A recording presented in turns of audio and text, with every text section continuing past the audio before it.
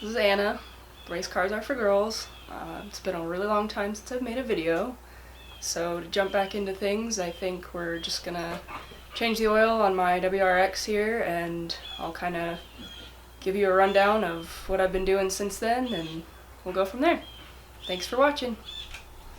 Alright, so changing your oil is pretty simple, as most of you probably know. Just drain out the old stuff, take off the filter, refill it, tighten your filter, check the level, and you should be good.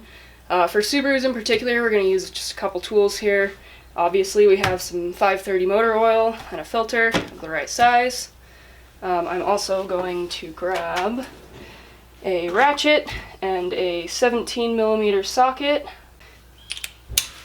You can also use an oil filter wrench. They look like these, but this one doesn't fit on the filters we have. So I'm just going to use my hands, hope it comes off pretty easy. And you'll need a drain pan to hold the old oil, and I like to use a creeper, but you can just lay on the ground if you prefer. So we'll go ahead and get started. It's pretty simple, like I said. Alright. Naturally, our first step is to drain our old oil. Okay, this is your oil pan. Your bolt is here. In this case, it's 17mm. It's different for different makes of car. So we're just going to break this bolt loose. I like to break it first and then unthread it with my hands so that I can control the oil flow as it comes out. So now it's loose, and I can loosen it with my fingers. A good way to not make a mess is to lift your pan up until the flow starts and you can tell where it's going to go. Sometimes this likes to stick a bit. Okay.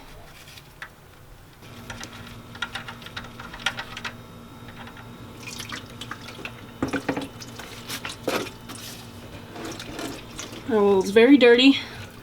That's why we're doing this, so.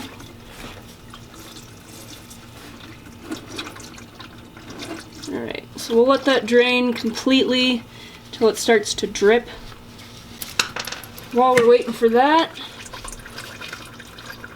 I'll tell you a little bit about what's been going on, what I've been doing. I think it's been like 2 or 3 years since I released a video.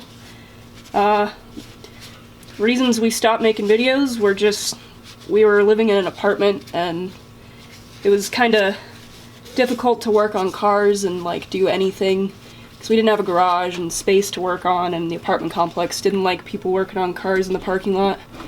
Can't really blame them, kind of a liability issue. So we stopped making videos, but now we own our own house, so we have a garage, thank God, and we can do whatever we want in here, pretty much. So, like I said, we bought our own house, got our own garage. You can see a little bit behind me. But anyway, at the time I was making videos, I was still working at a hookah bar. And after a while, I decided to leave that field and move into the automotive industry. So, I originally wanted to go to automotive school, to technician school, and get certified and stuff like that. My goal was to be a mechanic. I decided that I loved cars enough that I wanted to really make this a career, and I'm passionate enough about cars that fixing cars and fixing other people's cars, and especially my own, was a huge draw for me. For multiple reasons, but we don't need to go into those right now. So what I did was I got a job at O'Reilly Auto Parts and worked selling parts to people to kind of try and make sure that that was what I really wanted to do. It wasn't the worst job. It was still retail, so customer service was kind of dull, honestly, but it wasn't that bad. So I was at O'Reilly's for almost a year. I think it was like 10 months, something like that. And then we had decided that we wanted to try and move out of state, but that didn't end up working out, so we came back to Colorado. We never really left, but we came back to Colorado, and I was, again, looking for a job in the automotive industry. This time I put out a call on one of the car clubs that I'm in on Facebook to see if anyone was hiring that was willing to take an apprentice, basically. I didn't have a whole lot of experience other than the few things that I'd done to my own cars. So I put out a call, and a few days later got a message from this guy who was offering me an interview, at least. So I went and interviewed with him, and then, I mean, he was great, he was awesome. I had interviewed at a dealership recently as well, and I didn't like the way they treated me, so I didn't take that position. But this guy was way more respectful and way more willing to work with me in my lack of experience. He was willing to teach me everything he knew and help me get certified. I'll continue my story in a second here, but after our oil has started to just drip kind of slowly like this, there's pretty much nothing left in the pan that we can get out. So we just put the bolt back in, tighten that back down. If you have a second drain pan, you can leave the bolt open and let it drip longer while you undo the filter, or if your pan is big enough, but mine's not. So we're gonna plug it up, then move the drain pan under the oil filter so we can drain that. Just make sure this is tight because you don't want it to leak. That's a really good way to blow up your engine, leaking all your oil out, throwing a rod, stuff like that. Anyway, just gonna break loose the filter. You can, like I said, you can use a filter wrench if you have one. So my boss taught me everything that he knows, and yeah, the whole mechanic thing's going really well. I love fixing people's cars.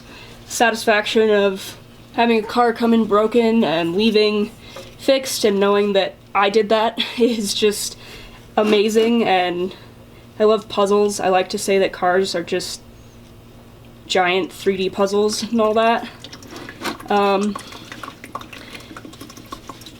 You know, I've gotten a lot of experience across pretty much all of the systems on cars. I've worked on fuel systems, electrical, suspension, steering, you know, the works. But I've even also got to do a couple engine rebuilds and really discovered that I love engine work. I love seeing the inner workings of engines and how they go together, how they work with the other tiny parts and, you know, the big parts. Just the mechanical side of engines is just fascinating to me. So now I've got plans to engine swap our WRX here. I'm going to put a 2.5 liter engine in it instead of a 2.0, and you know, that's going to be a project, but I think it'll be fun and get the car a little bit more power. It doesn't, you know, it's got enough power for me, but if you can go faster, why the heck not, you know? So those are our kind of future plans. I'm hoping to take you guys along for the ride and, you know, show you everything that I'm doing, hopefully teach you a bit about cars that you didn't know before, or just lay out how I'm doing things so you can see what my life is like or will be like, and I think it'll go pretty well. I've got the 2 WRXs, and then we also added a Brat to the fleet, and I'm super excited about that. It's a 1984 and needs a little bit of work, but it runs and it drives, so that's what matters. So now that we have our old filter off, we need our new filter. And one thing that's very important that gets forgotten sometimes is to oil this rubber O-ring here. And honestly, the easiest way to do that is take your old filter, take your new one, stack them on top of each other, and then you've got a nice ring of oil on that seal. And that all that does is just help the filter gasket, that O-ring, to seal to the car, and then your filter won't leak, you won't lose oil really quickly, you won't blow up your engine. Alright, before you put your new oil filter on, like I said just a second ago, you want to make sure that this O-ring gets oiled. It doesn't need to be a lot, it doesn't need to drip, just damp, I guess. And then the other thing you want to do is wipe down the housing of the oil filter, which is right here on our Subarus. Just take a towel, wipe it down. Doesn't need to be perfect, but Just also helps to prevent leaks. Then you take your oil filter, put it on, screw it on tight, and then generally the rule of thumb is once it stops moving, you want to go like half a turn to 3/4 of a turn farther. I just crank it down basically so that it doesn't leak. It's not overly tight, but tight enough to not leak. And that should be all we're doing underneath the car. So now we'll go up top, fill in some oil, and then I'll drop the car so that we can check the oil level.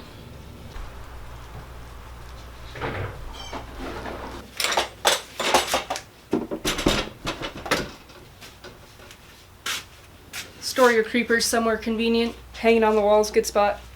On most cars, it's pretty easy to tell where your oil goes in. It's got a label that says engine oil. You know, it's kind of on top, in the front, depends on the side, but generally. So this is where you pour your new oil in. There we go. Okay. That's off, just unscrews. I like to put it somewhere next to it so I don't forget it. Your dipstick is also up here in the engine bay. It usually has a yellow handle like this one. Mine's right next to the filler, which is nice. Alright, stick that in there. Grab your oil. 530 is what goes in Subaru. Usually it says it on the lid that you just took off. 530, sometimes it doesn't. So if it doesn't, you can look in your owner's manual or online. I've done this enough now that I know that the capacity in a Subaru is about 4.5 quarts.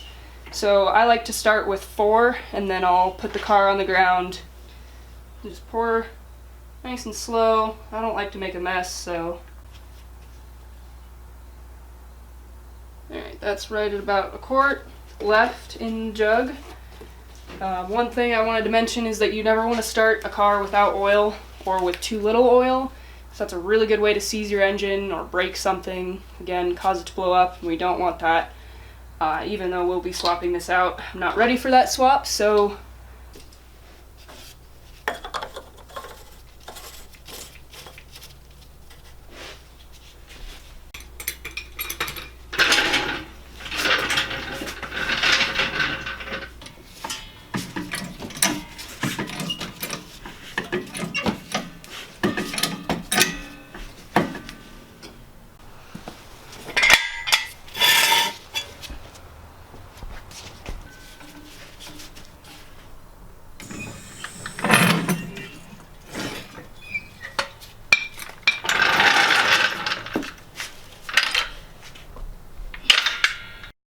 now that the car is on the ground, we can go ahead and start it up because I have at least 4 quarts of oil in it, and I know that that's enough to not cause any problems with the engine.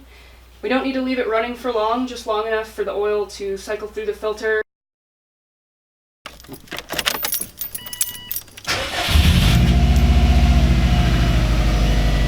So just long enough for the oil to fill the filter, a couple seconds or until the RPMs go down, then we shut it off.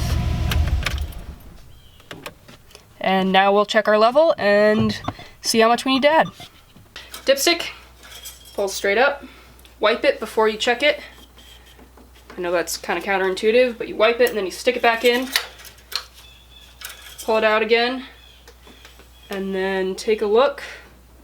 So we need to add quite a bit, almost a whole quart. It's not really registering on the dipstick right now, so no point in showing you. I guess I can show you the marks though, so marks on the dipstick are right here and here. This is the low mark and this is the high mark. You don't want to go above the high mark, but you don't want to be below this either, the low mark. So I usually like to go about 80% between the two. You can fill it up all the way if you want. I think it's just a little easier to hit for, or to shoot for 80%. So we need to add, like I said, about 1 quart. So I'll unscrew this again.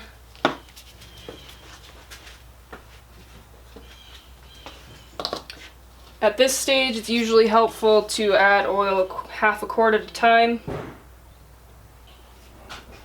So add some oil. And then check the level again.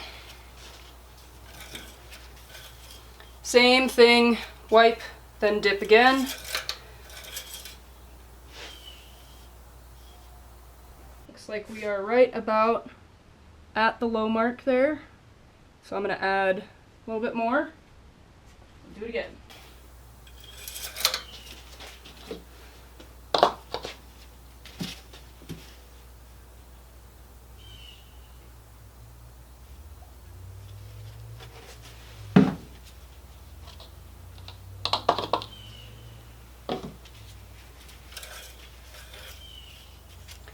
Wipe and replace. That's better. So now you can see, hopefully, that it's about 75 to 80% between the two marks, right about here, and that is enough oil for our engine. Replace your dipstick, screw on the cap, and that's how you change your oil in a Subaru.